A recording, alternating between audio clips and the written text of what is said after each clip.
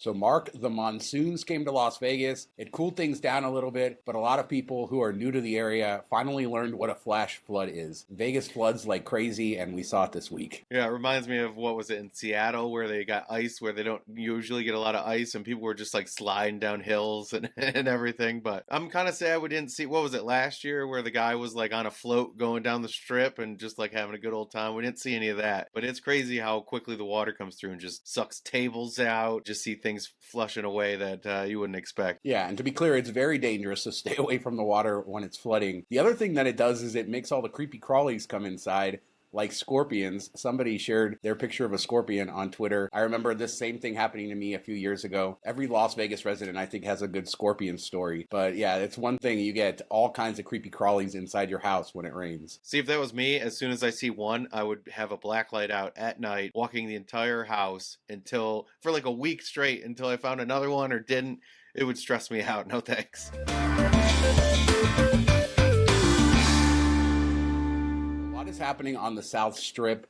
We have the new mall that opened on Harmon Corner, and the Hawaiian Marketplace closed, and it's being redeveloped into a high-end shopping center there. Vital Vegas shared some video of what it looks like. So they've already started the ground construction. It looks like they're putting in some of the foundations and everything. So this is moving along, and we still don't know anything about the casino that hopefully will come next door, but another shopping venue on the South Strip. Do we need more shopping on the South Strip? No, but I like that he makes a joke like back in the day. This is where put a body in there and then drop the pillar and the concrete and everything. I'm kind of surprised they don't find more things when they demolish buildings from back in the day. Like when Lake Mead recedes, a whole bunch of stuff pops up. You never know. Yeah, I think they put the bodies further out of the city, maybe. I don't know. Maybe they were just, not burying them on the strip. You would think every time they start construction somewhere, they would find something, especially with like the houses, and as they're building further and further out to what used to be desert, that we would see more of that. But I guess they just took them all to Lake Mead.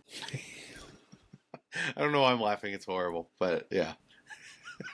All right, so let's talk about Atomic Golf. A couple shows ago, we showed an update of the outside of the building, and this week they released some new concept art. It seemed like a lot of it was the old concept art, but I think they just got back in the news here saying that they're going to open before Formula One. So we don't know exactly when it's going to open. There will be an entrance on Main Street, and then you can also park in the Strat, I guess pay for parking and walk through the casino to get there. The Strat provided 7 acres of land for this, and they're going for that Arts District vibe, which was interesting in their release. 15 beers on tap, basically trying to fit in with the Arts District neighborhood while also taking advantage of the Strat location. Yeah, I really like that. That stood out to me. And just like the design of it feels kind of funky, Art Deco, a little unique versus Topgolf, which is kind of cookie cutter. And you see the same everywhere where they're trying to pull in what's around them. Local beers is a nice touch too. So I like that they're trying to be a part of the community. I think that will help them, especially with how that community's grown in that area and continues to expand versus, hey, I can go to Topgolf anywhere. Like I want to go to this place and hang out,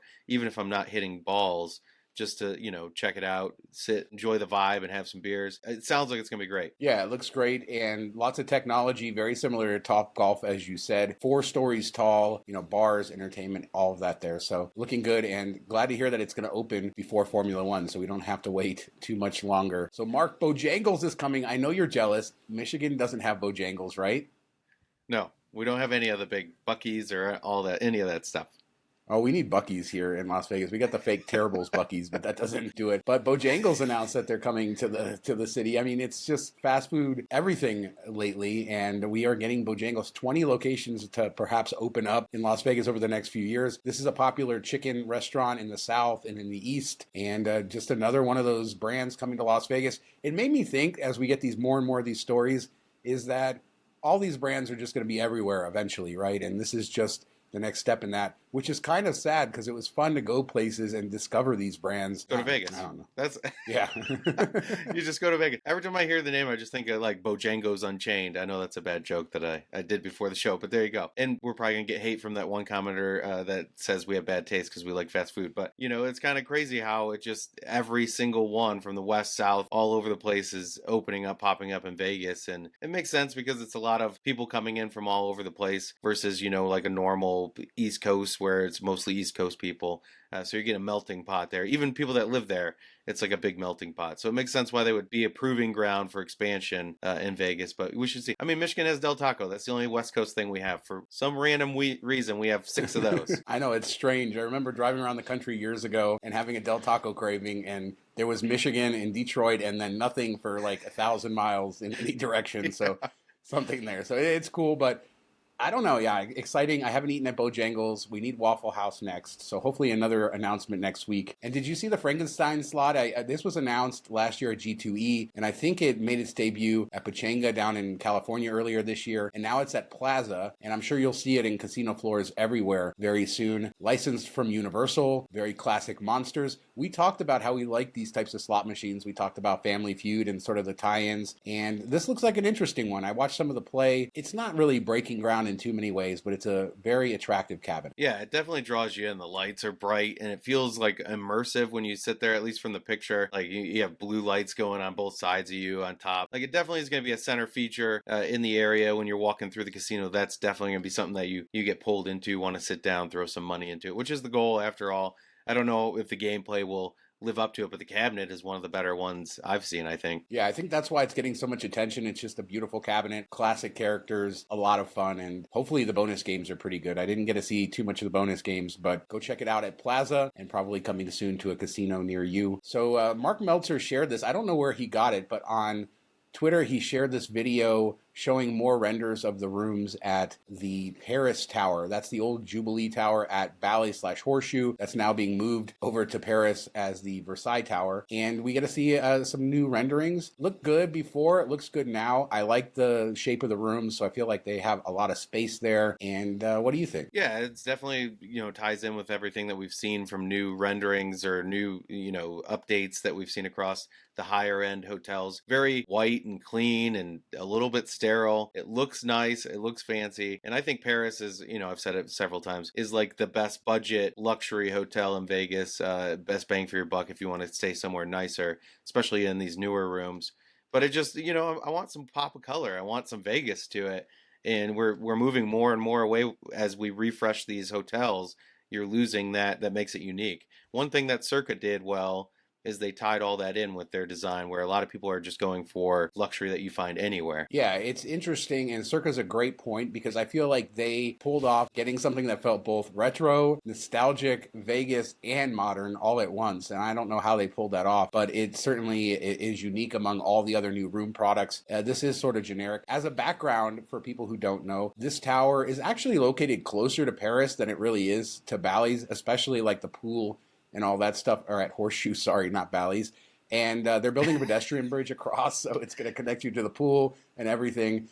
So this will be integrated into Paris. I understand that. It's still going to be a little weird, I think, for those of us who know it, but the concept art looks good, and they're spending some money refurbing the tower, the outside, the inside. They're adding those balcony rooms with views of the Bellagio fountains. So overall, I think this is a big improvement over what you saw at Horseshoe, and we are looking forward to seeing more of it. But I agree with you. I think we could get some more color, and this is Paris, right? We need some more splashes of theming. It's very, very lightly themed. Yeah, we need theming, but this is the first time we've seen Caesar spend money in how long? So that's a good exactly. We got a good omen right there.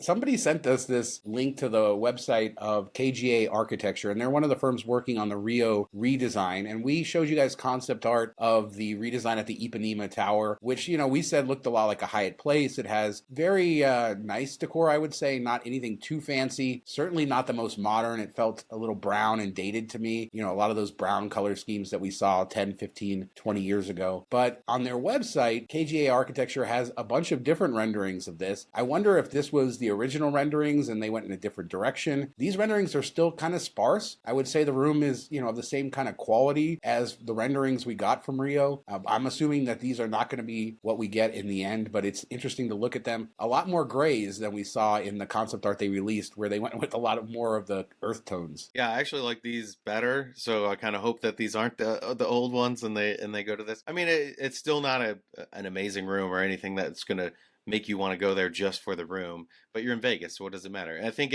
these renderings match more of what they're shooting for, that mid-tier luxury, the value, where the renderings we saw with the browns and stuff just felt more low tier, in the lower price point. So I hope that maybe they got enough feedback of hate that they changed up the color scheme and everything. I think it would be a nice touch. I mean, paint is the same cost no matter what color you choose, so just go with that. How about that? There you go. I don't know. I don't know what to think about this, but it's good to see it. It's definitely the Ipanema Tower. At first, I thought maybe these are the renders for the Masquerade Tower, and it definitely clearly says that. And some other interesting stuff, like the TV is on the side where the bed is facing out the window. In the concepts, we see the bed turn the other way, which I think makes a lot more sense. I think they were probably trying to play up the views in that, but it's very awkward if you've ever stayed at Wynn, although their TV does tilt out. It's very awkward to have the TV on the sidewall as opposed to in front of your bed. So that wouldn't have worked out great, but I think it's okay. I think it's okay. I like these better, too, than the concept they released, and I'm sure the rooms are going to be comfortable. I'm just excited that this thing is getting going, and we should see some rooms coming online, pretty soon. So go away. Has anybody ever laid in bed and just stared out at the window besides you when you were sick in, what was it, Tokyo or whatever, or Hong Kong? You've never been in a hotel where the bed's, like in Hawaii, where the bed faces out because you got a nice view. I don't just lay there. I want to watch TV at night. If I'm you're in bed at night, and you're in bed at night, and you're it's looking dark. out. You can't see anything. Oh my God! Well, in Vegas you can with the lights, but still. Exactly. You got views of the Strip. You got everything. Oh my God! Oh my God! Yeah. Trigger warning. So Cosmo. Identity going away. This is finally happening. This time we're not talking about a rumor. We talked a few weeks ago, February 1st was the rumor date. Now we know that to be the case. This makes perfect sense. That's the end of the MGM Rewards year. So at that date on February 1st, 2024, Cosmo will be joining MGM Rewards, giving up identity rewards and full integration, all their properties, redeeming points, earning points, all of that good stuff. And your status will carry over, your points will carry over on that date. So identity going away. I want to talk about comps in a second, but this isn't a huge surprise. So any takeaways here? No, I mean, it makes a lot of sense just from ease perspective where, a new year starts on that date. So just transition versus trying to move portions of stuff over, your earnings and all that. The only question is, should you burn your points before it goes to MGM? I'm sure they're about the same value, but it's going to get degraded over time. So do you take it while you can and get what you can at Cosmo? If you really love it, I would just, have one last hurrah and blow through anything I had in my account for sure. So what's interesting about identity, as soon as I saw this news, I logged in to my wife's identity account where she has occasionally gotten free night comps, hasn't gambled there in over a year for sure, and never gambled a lot there, but she always would have like $79 offers with no resort fees. And then it has been a year or two since she got any free night offers. Logged right in, 2 free night offers for the summer, 2 free night offers for the fall. So I don't know if that's just coincidental that they just reloaded them, but if you haven't looked at your identity account in a while, log in, see if you have any comps. There were sporadic availability, like even though it says comp days, not every day is available. Some days will be like $79, some days will be free. Very hard to find 2 days in a row that are free, but a great deal and a good way to use those comps before it switches over to MGM Rewards. Identity was always a little bit more generous with the room comps, so I was good to see that, and I'm going to lock in a few free nights. I would say a lot more because, I mean, it's not like you're getting comps at Bellagio for the amount of play she was doing here and there. So, that's just my takeaway from it.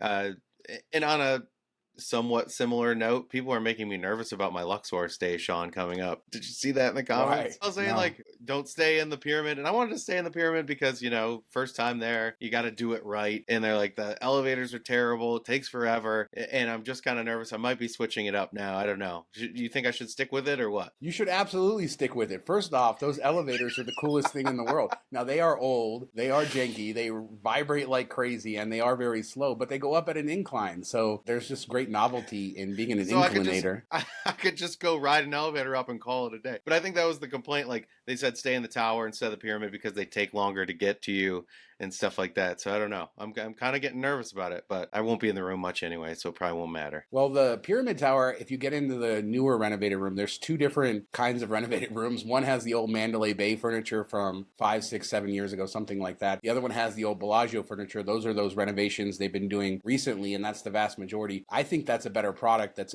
is over in the tower.